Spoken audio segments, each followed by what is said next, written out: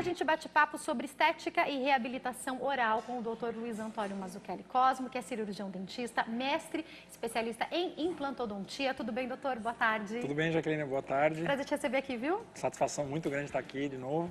Fazia tempo que eu não via. E a gente estava com saudades também. E olha, falando sobre um assunto que importa a todos nós. Eu queria começar, doutor, entendendo algo que eu acho que é muito importante, que é falar sobre saúde bucal e entender, até aproveitando o nosso tema que é reabilitação, a importância além da estética, a importância daquilo que é funcional pra gente.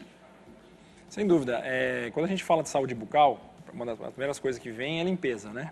As pessoas pensam, eu estou com saúde, eu estou com minhas gengivas sadias, eu não tenho sangramento gengival. Muita gente não sabe que o sangramento gengival está diretamente relacionado à inflamação. É um principal indicador da inflamação dentária ou do gengival, ao redor do dente, é o sangramento.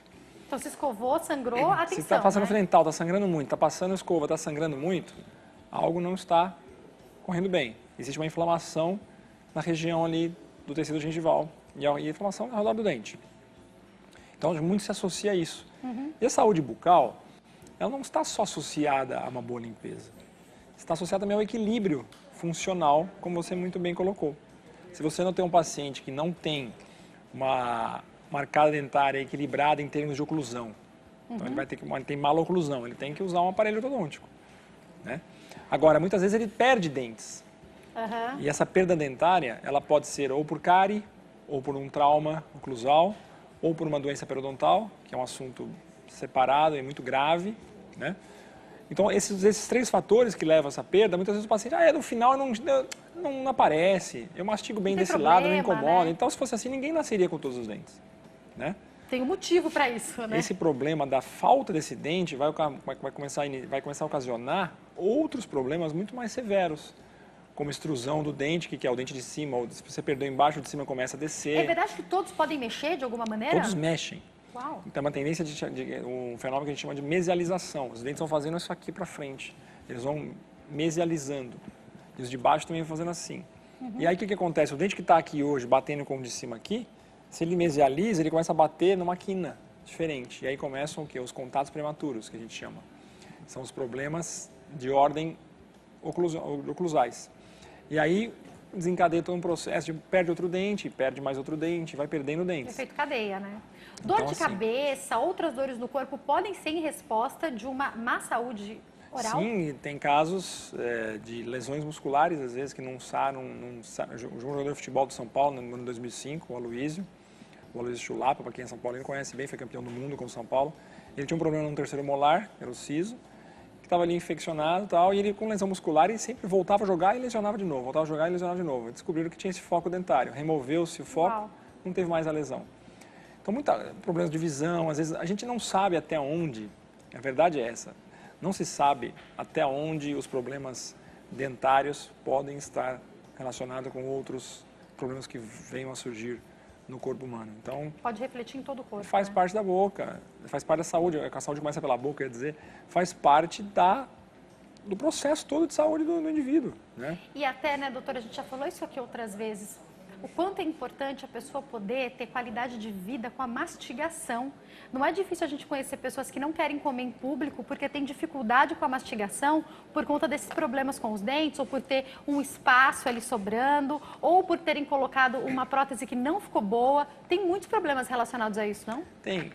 Os pacientes hoje, desde sempre, hoje eu acompanho isso, tem uma tendência a deixar a situação chegar ao crítico. No limite, então, ele vai perdendo um dente, perde outro, perde outro, perde outro. Aí, quando ele chega num determinado momento, ele fala, agora eu vou me tratar.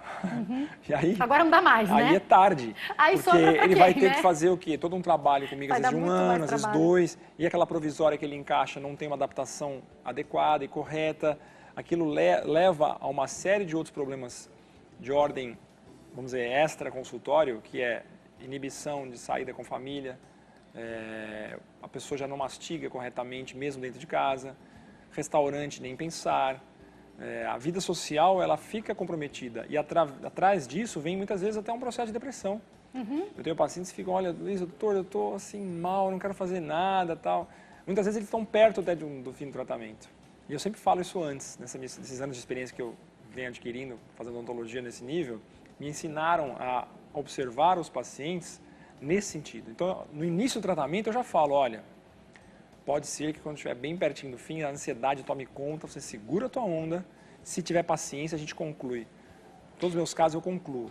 Se o paciente desistir no meio do caminho, é outro problema, mas às vezes reconstruir com implantes, reconstruir com enxertos ósseos, você pode chegar na estética até quanto final, tempo, doutor? o tratamento pode levar de 1 ano e meio até 2, dependendo do ritmo que esse paciente tiver, e dependendo também do que a gente vai planejar. E muitas vezes a prótese provisória, eu tento deixá-la melhor, mais bem adaptada, e isso atrasa um pouco mais o tratamento, para ele ter qualidade de vida durante, em vez de usar uma dentadura, uma prótese total, por exemplo, às vezes a gente deixa alguns dentes, segura um provisório ali, coloca alguns implantes, depois tira aqueles dentes, ativa aqueles implantes com provisório e volta a colocar implantes naqueles dentes que foram extraídos, isso toma mais tempo, mas doutor, ele fica com um provisório dependendo do melhor. que for, é um planejamento de fato, Lógico, né? um planejamento- Como a gente vai ordenar isso aqui, né? Planejamento, às vezes, interdisciplinar, às vezes envolve ortodontia junto, periodontia junto. Eu falo desse caso clássico que tinha um paciente que não queria usar dentadura de jeito nenhum. E aí, o que ele fez? Ele fez um enxerto comigo nas regiões onde os dentes não estavam, que eu precisava colocar implantes. Depois de 6 meses, eu coloquei os implantes ali. Aí, depois de 6 meses, eu ativei aqueles implantes com um provisório.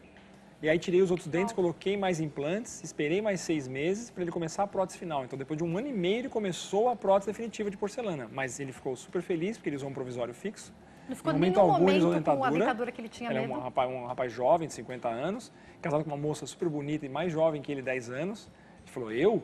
Não vou usar dentadura, né? De jeito nenhum. Aqui, ó, né? Então ele falou, não vou usar de jeito nenhum.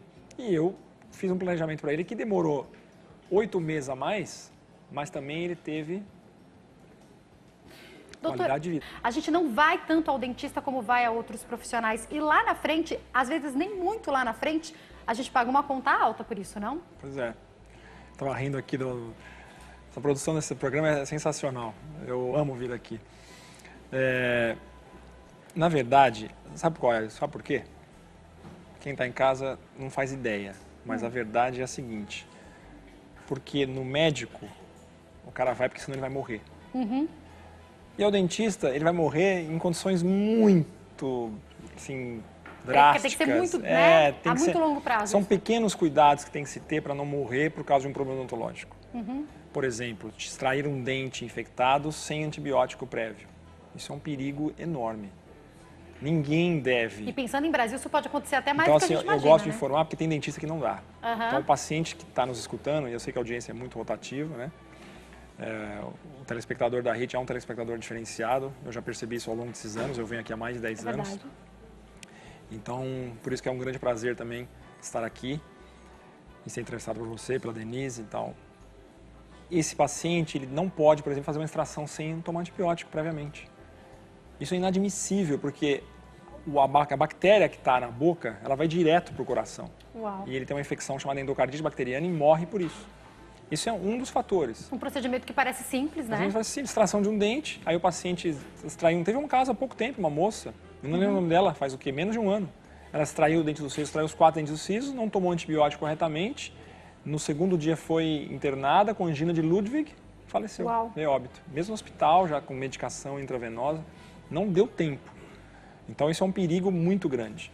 Mas fora isso, e fora cuidados com excesso de anestésico, a aplicação de anestésico, o paciente toma 15, 20 tubetes na cadeira, que é um absurdo. Eu faço uma cirurgia grande, uso 5. Então Imagina. é técnica anestésica adequada. Fora isso, fora um foco dentário muito grave, sem uso de antibiótico da maneira correta e essa questão do anestésico, não vai morrer. Ou um câncer bucal muito severo que vai levar a uma metástase em outras áreas. Ele não vai morrer pelo câncer da boca, ele vai morrer pelo câncer alastrado pelo organismo. Essa é a diferença. Além de que o motorzinho é chato, dor de dente é um negócio horrível. Você vai lá para sofrer, você senta ali, você fica gelado, você treme de medo. As gerações mais atuais, de 2000, vamos dizer, nascidos em 2000 para cá, não tem tido tanto esse problema, porque como eles estão com os dentes muito mais bem cuidados, no geral, salvo as exceções, eles já não têm tanto medo. A escovação é um bom segredo? Claro. De fato, é mais De importante fato, do que a gente a imagina melhor essa escovação correta, O né? melhor presente que pode dar para uma criança quando é pequena, além do brinquedo, é a escova de dente.